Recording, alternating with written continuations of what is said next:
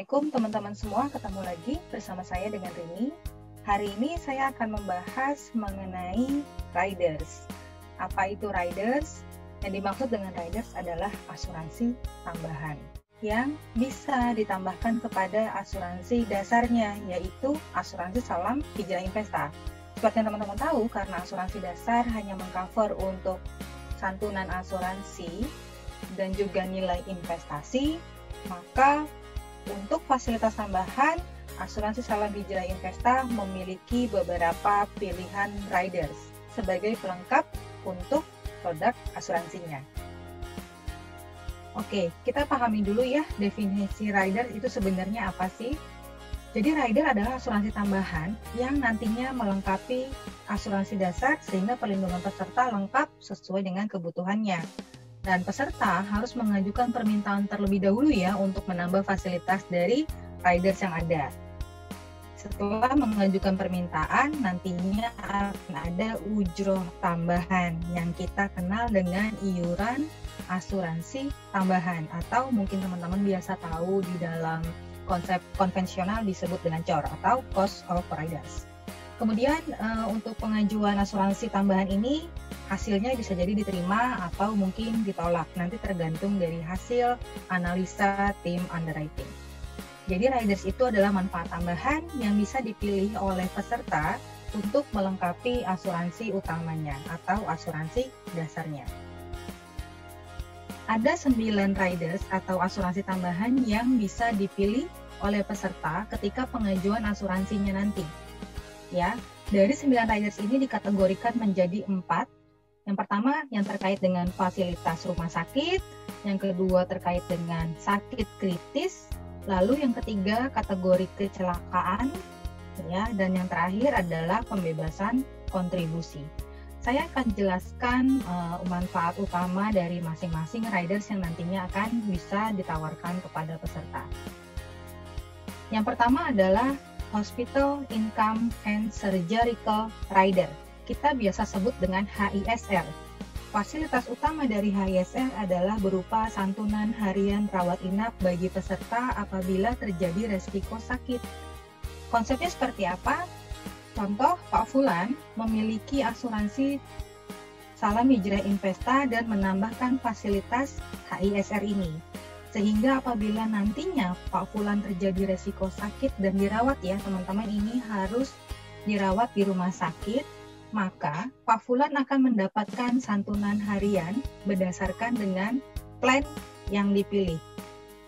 Berdasarkan kategori plannya, maka HISR terbagi menjadi bronze, yang paling rendah itu adalah dengan santunan harian sebesar 1.000. Santunan tertingginya yaitu platinum adalah sebesar 1 juta per hari. Maka apabila terjadi resiko sakit dan nasabah dirawat inap, maka Sun Life akan memberikan uang santunan sesuai dengan jumlah hari rawat inapnya. Misal Pak Fulan masuk rumah sakit, dirawat selama 5 hari, dan Pak Fulan memiliki fasilitas riders HISR Platinum, maka Pak Fulan akan mendapatkan uang santunan sebesar 1 juta dikali 5 hari. Ya, jadi teman-teman perlu pahami bahwa yang di-cover adalah santunan hariannya. Jadi tidak akan melihat kelas kamarnya, tidak akan melihat apakah rumah sakitnya bekerja sama dengan providernya Sun Life, atau tidak dilihat lagi apabila ternyata tagihan rumah sakitnya sudah dibayarin sama asuransi lain. Apakah ini cashless? Teman-teman ingat ya, sekali lagi untuk santunan harian rawat inap ini tidak mengcover biaya perawatan rumah sakit. Yang di-cover adalah santunan harian rawat inap. Jadi, tidak ada hubungannya dengan cashless. Karena kita tidak membayar biaya rumah sakitnya. Yang dibayarkan adalah santunan harian rawat inap apabila terjadi resiko sakit dan dirawat di rumah sakit. Minimal rawat rumah sakitnya adalah 24 jam ya. Untuk berikutnya, ada Sun Medical Executive Syariah dan Sun Medical Platinum Syariah. Nah, untuk kedua riders ini, baru kita bicara mengenai mengcover biaya perawatan rumah sakit. Metode pembayarannya adalah cashless selama rumah sakitnya bekerja sama dengan provider yang bekerja sama dengan Sun Life. Untuk Sun Medical Executive Syariah, Sun Life bekerja sama dengan Admedica.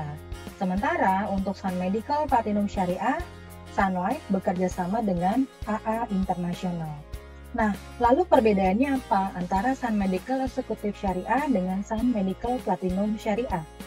Untuk Sun Medical Executive Syariah, ini mengcover untuk biaya perawatan yang berlaku di Indonesia.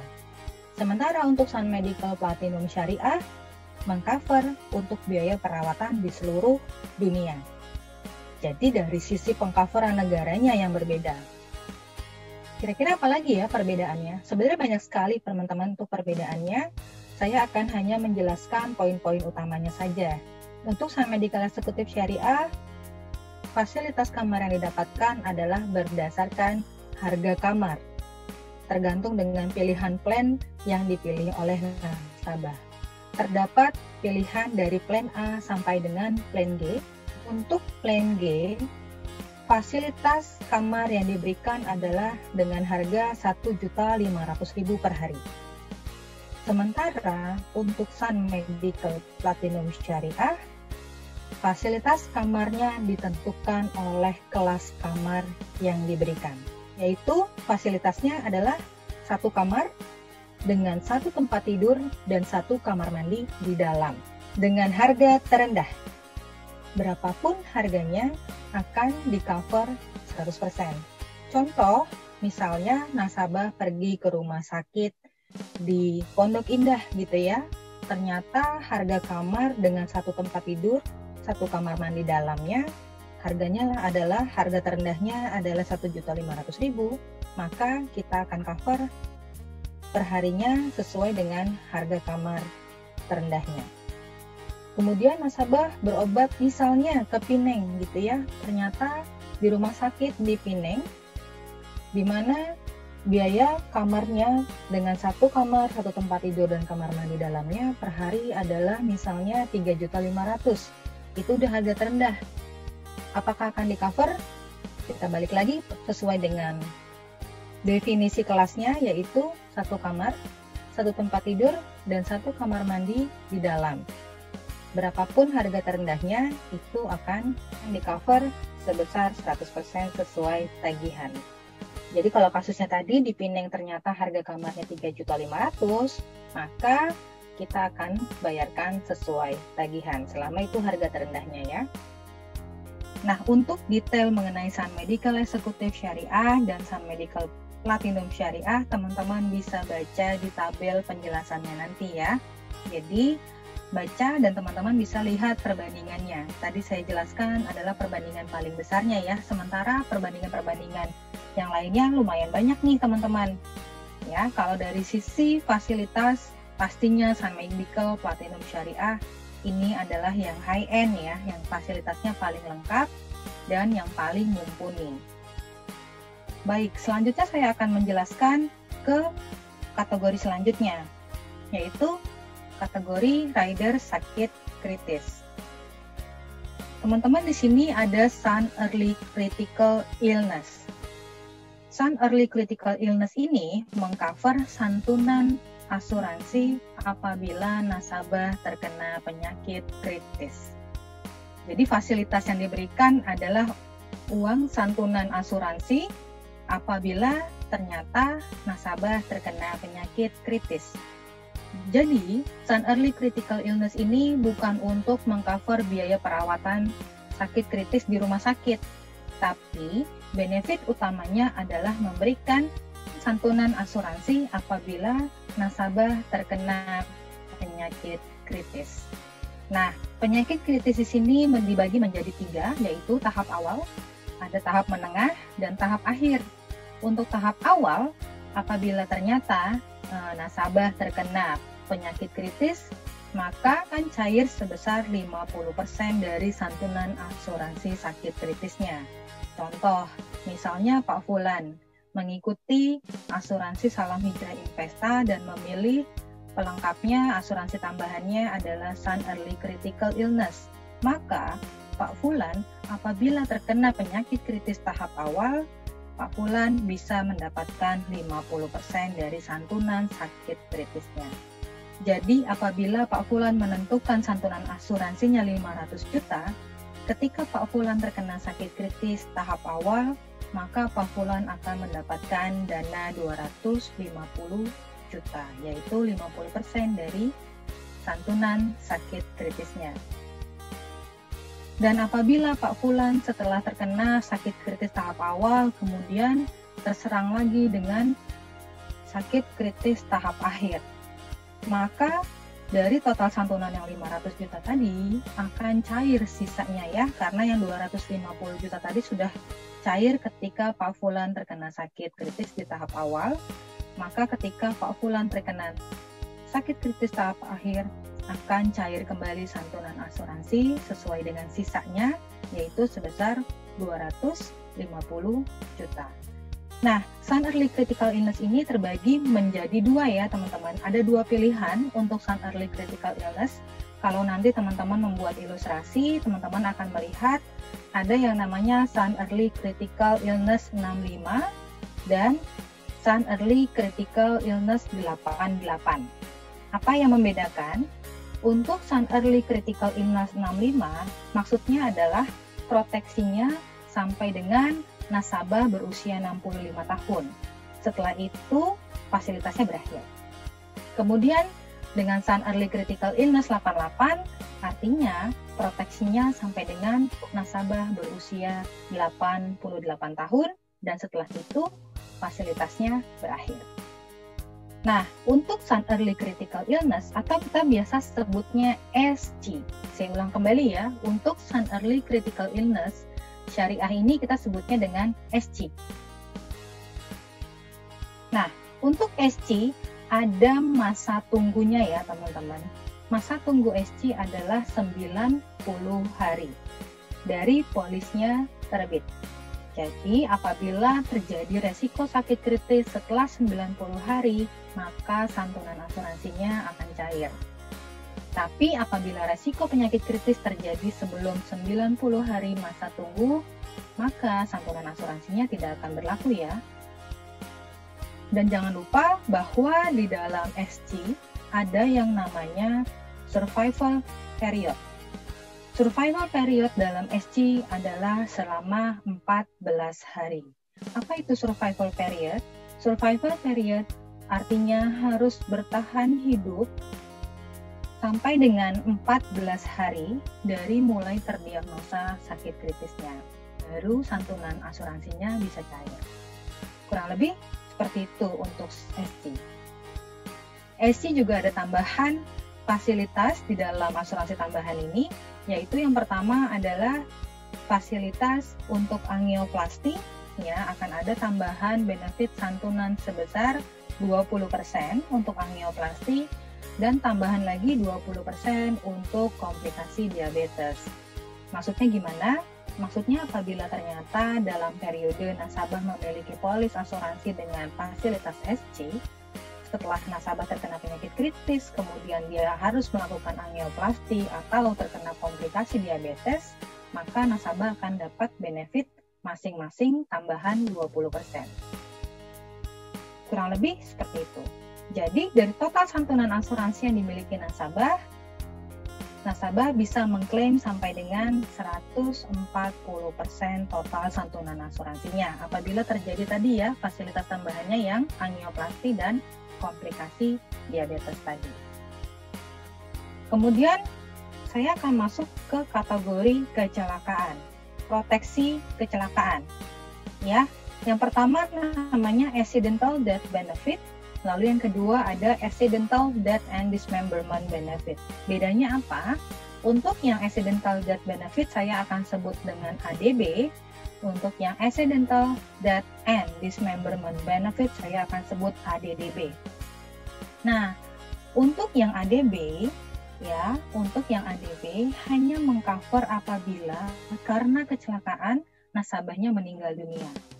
Ya, sesuai dengan namanya nih, accidental death benefit ini hanya akan mengcover apabila nasabah mengalami kecelakaan, nasabah yang bersangkutan langsung meninggal dunia. maka santunan asuransinya akan diberikan. Gimana kalau cacat?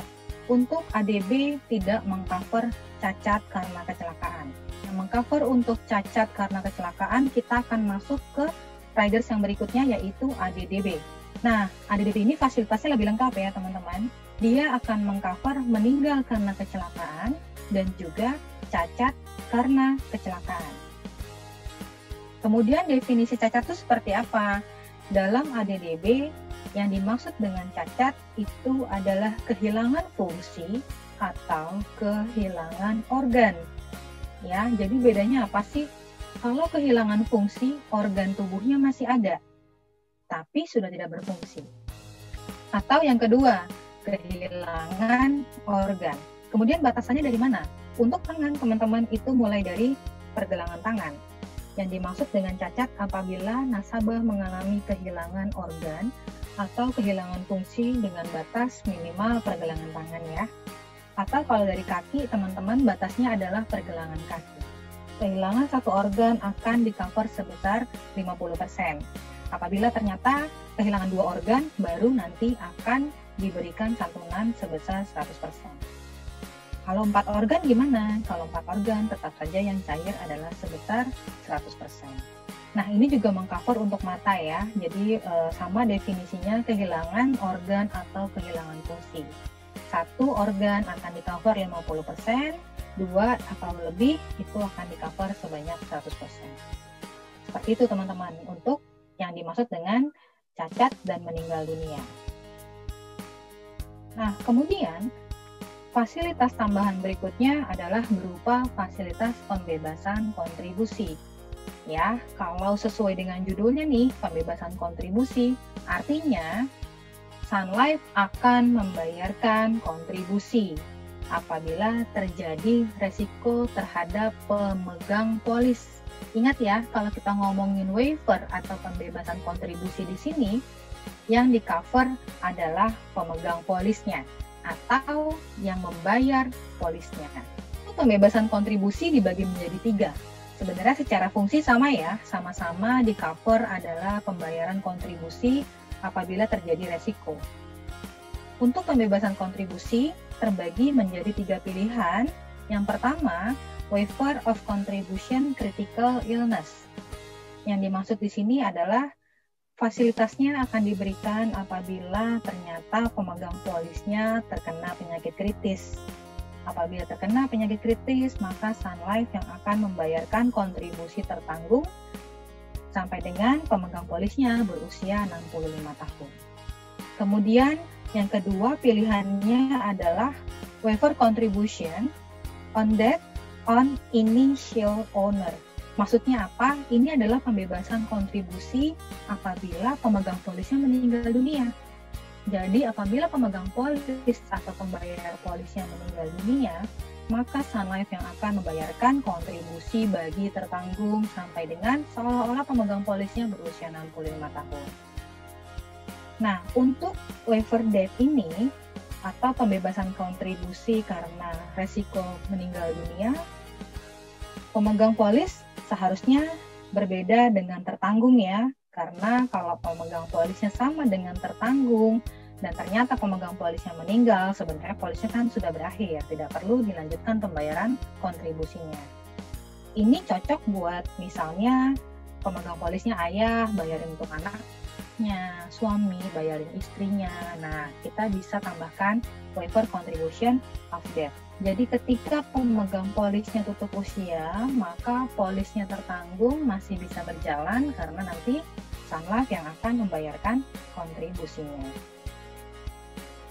Lalu pilihan yang ketiga adalah waiver of contribution due to initial owner total disability. Yang dimaksud di sini adalah pembebasan kontribusi apabila pemegang polisnya cacat tetap. Ya, jadi apabila terjadi resiko cacat tetap terhadap pemegang polis, maka Sun Life yang akan membayarkan kontribusi tertanggung sampai dengan pemegang polisnya nanti berusia 65 tahun. Jadi yang dimaksud dengan fasilitas pembebasan kontribusi ini adalah terkait dengan pembayaran kontribusi oleh Sun Life apabila terjadi resiko terhadap pemegang polisnya. Baik teman-teman, jadi tadi adalah 9 pilihan riders atau asuransi tambahan yang bisa dipilih oleh nasabah sesuai dengan kebutuhannya ya. Dan dari masing-masing ini teman-teman harus baca kembali detail produknya, termasuk usia masuk, paket-paket yang bisa dipilih, plannya apa gitu ya. Jadi teman-teman tolong dibaca kembali di produk speknya yang ada di handbook. Silahkan teman-teman baca, dan apabila ada pertanyaan langsung ditanyakan ke PIC trainernya. Oke, jangan lupa ya bahwa dengan memilih asuransi tambahan, pastinya nasabah akan mendapatkan tambahan ujroh. Ya, nasabah akan mendapatkan ujroh iuran asuransi tambahan. Dan ingat ya teman-teman, riders ini adalah pilihan tambahan. Boleh nggak nasabah ternyata hanya ingin membeli asuransi Salam Hijrah Investanya tanpa membeli rider? Boleh. Jadi riders tidak wajib ya, ini hanya pilihan tambahan. Dan itu yang bisa saya sampaikan. Sekali lagi, apabila teman-teman ada pertanyaan, silahkan segera tanyakan ke saya atau ke PIC trainernya langsung. Dan selamat beraktivitas kembali. Wassalamualaikum warahmatullahi wabarakatuh.